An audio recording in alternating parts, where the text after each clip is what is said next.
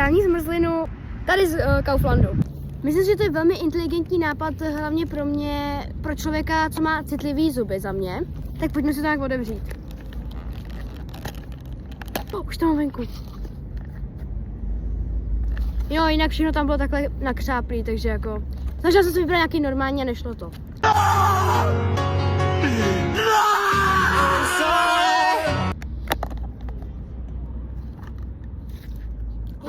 Oh my god. Já to tady točím a mamka na mě kouká. Koukej, mami, koukej. Hezký. Teď takhle to má to dřívko, které ochutná.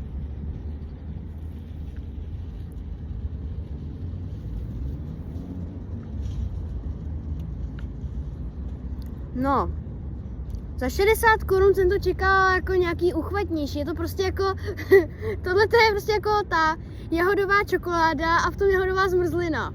Jo, a je to dobrý. Jo, je to dobrá jahodová zmrzlina.